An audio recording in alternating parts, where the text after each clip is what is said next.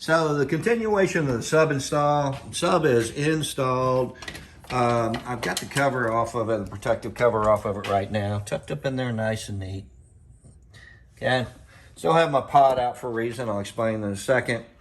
Got the JL Audio 300.1 amp set up with it. I still have some final cleanup to do and waterproofing to do with everything, with dielectrics and tapes and everything. I cranked it up, was a little disappointed in the first 2 or 3 minutes and saying, man, this thing, it should be boost more. JL, it makes a great solid amp, and it's usually underrated. And then I forgot and realized, hey dummy, you gotta adjust these amps. So this is a waterproof plate in the back. All you do is unscrew the 4 screws. So I played around with polarity at the end to see if that made a difference. It didn't, but definitely make sure you got the low pass filter off on these things, and you can, or on these things, and you can crank up what you need. But the input voltage set to low on this because you want it to be very sensitive. If it's on high, that means you're taking a speaker wire out that usually goes direct to your speakers, and it's going to be less sensitive to that. It doesn't want to have too much input coming in. But the bass boost was the biggie. It was down to almost nothing. The frequency I set to 80. That's a good that's 80 hertz and below is what you're going to hear the subwoofer do. And then yeah, change the infrasonic. I probably put just about the same as it is right now, about 35. And the sensitivity I cranked up quite a bit. Now she rocks. It really is a solid sounding woofer. And then I made the big mistake, folks. Got ready to put the pod back in up front, and I said, I know guys are saying they're junk, and they probably are, and I really don't want to know. Well, I want to know. So I took it off, and yep, pretty much a junk speaker. But it was made to sound good. You know what? They still sound good from the factory, don't they? I mean, yeah, I think these speakers are robbing this system. Just so you know, when I took this out, the amp is a Rockford Fosgate 400 watt. That's 100 watts a channel times 4. That's, in Rockford terms, that is a great amp. Rockford's been one of my favorite amps in JL Audio for years. I think that's more than enough. I think getting the right speakers that are probably more sensitive in a 6-inch. By the way, these are 6-inch speakers. Very hard to find. You'll see an addition to this video in a little bit here where I found some, and I'll be your guinea pig, and the explanation will come. Same way with the back ones. So these just have the tweeter built in, same speaker, same cheesy speaker, and yeah, same. Now, here's the secret to putting secondary speakers in these things. Everybody freaks out and they go, well, I can't put the other speakers in. They're deeper. These are deep, but these are deeper. And on the back, it's probably even worse. Let me let that lay down there. Right there is the back of that drops down pretty quick. And so you're going to get a new speaker, and I'll again, if these new speakers work, I'll show you a video. If they won't fit. The beauty of this is they make rings that go around here, just plastic rings with the same 4 bolt holes that you can add, and they're different thicknesses that you can bring these speakers out some. So you're not going to use the factory, you're not going to use the factory covers anyway. You're going to use the speaker covers come with them because they're made for them, and those won't work because they're recessed in for cheap speakers. And so you put those rings on in between, seal them up, and a lot of them come with the rubber gaskets on them. And then also make sure that you have a seal here on the back of your speakers. You can now bring those out a little bit, account for the additional depth, and you're fine. You know, and I'll be your guinea pig. If those speakers truly come in as 6-inch, and the explanation why I'm saying that will come in a minute, then that's what we're going to do. Then they should work no matter what depth they are. I don't think they're too much deeper than these, but they are. The magnets are much wider, and that's what's probably going to hit right here. So I may have to do some experimentation, and so hold off ordering any speakers until you probably see what I end up getting done, or you may be returning them as well. And you'll see what I'm talking about. Hard to find them. So that's where I'm at with everything. By the way, a little secret. These are stuck like Chuck. when you start trying to play with them and see what these tweeters are like here, just add a little grease here. Dielectric is what I use because I couldn't get all of my stuff. My stuff is still boxed up because the expansion on the garage is happening. I bought a 4-car garage and I'm adding 26 by 18, so half of it is going up over there and back another 26 feet on half of this 4-car garage. So I can't open up too much right now. But I found some dielectric, and then you just put a little on there and she'll slide right up and out, and you can see them. You can see that the capacitors on this, that's what's going to keep your high frequencies and low frequencies away from this tweeter.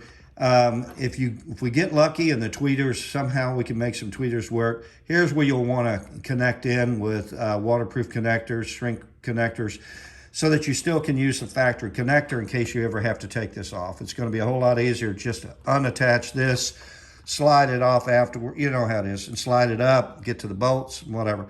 So, yeah, I'm going to use the factories. Worst case scenario on these speakers is that I may have to keep these tweeters, remove the tweeters from the others, cannibalize them a little bit, and allow just for the sub portion of those. We'll see. So that's what's going on here this weekend, and more updates. I've got a couple of neat parts coming in that I'm going to experiment with. Still haven't got a lot of stuff installed on there. Still don't have any of these other parts installed, and there's stuff everywhere. Skid plates are going on this weekend. They are blue. We'll see how they look. And that's the update for now. I'll keep you all abreast of these new speakers and see if they work, and life's good. I'm going to leave the front ones out. I'll probably go ahead and remove the other ones to get ready for them. We'll see. And we'll go from there. Hey, have a good weekend. If you get to ride, hey, have a fun and safe ride. If not, keep working on these new machines like me. So folks, I wasn't going to replace my speakers right now, and I made the mistake of going ahead and open this up. I'm an old stereo nut from back when, and I do like quality stuff. And this sounded good enough to me, considering, you know, we ride it once every month and a half these days. It seems like once every couple of months. Just don't get the time. But decided to go ahead and take it out since I had the pod out. We're installing the sub. And yeah, what you guys are saying out there on the posts, yeah, pretty much a crappy speaker all the way around. That's the front, you know, and how the front's set up, of course, is you've got a 2-component system where this is basically, you know, your lower end and your tweeters are up here. So a little secret to seeing what the tweeters are like. These things are stuck like Chuck. Add a little dielectric grease, a little lube, a little something on here, because I am still not moved into my garage, I added some dielectric grease on there for now, and that got it to move very easily and up and out, okay? So there's your simple connection, and there's your capacitor for your tweeter that only gives you the high ends. So if I do get an opportunity and get lucky to replace this with another tweeter, if it just perfectly fits, I'm not gonna butcher these up just to have a better tweeter. I would separate right here so that I still could use the factory connection. Tap in here, excuse me, above it. So if I ever needed to remove this cage, I can easily, of course, remove the connections. That's why I do connections on a lot of things anymore. I used to do them direct wire, and then I'd turn around and have to cut them because I was doing more stuff down the road. So now I add waterproof connections, although, yeah, that's a waterproof connection. I add those to everything. So here's the back speakers. Same way, same speaker, only the tweeter is now in there. Same crappy speaker. Again, you know what? They've been made to sound pretty good in here, but I think we're missing power.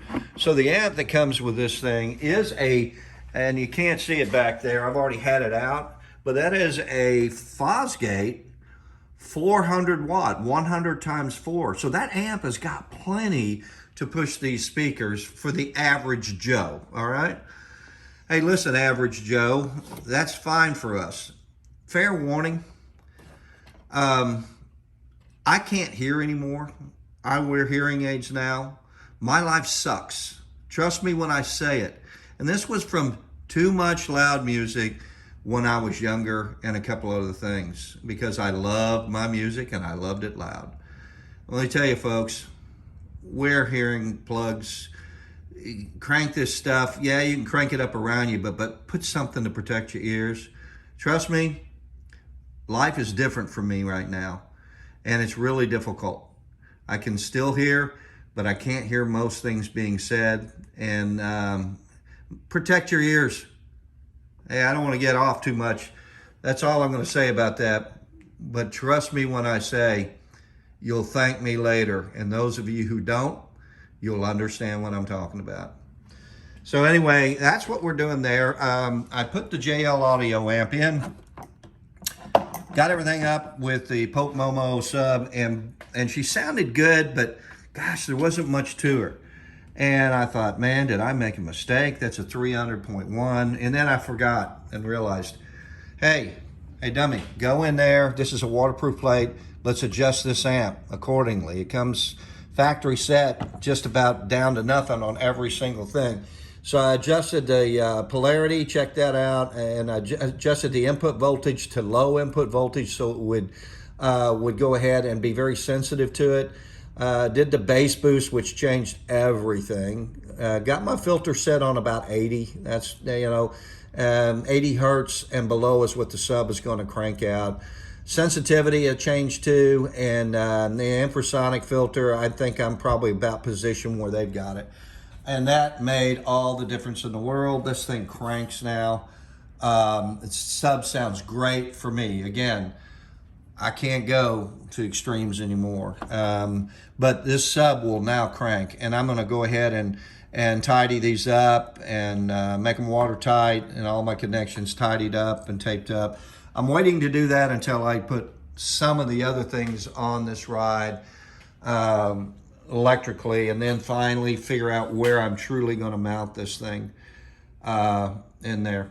Got the winch fully working now, and it's not fully wired in yet, but I wanted to test it. Works like a champ with the remote.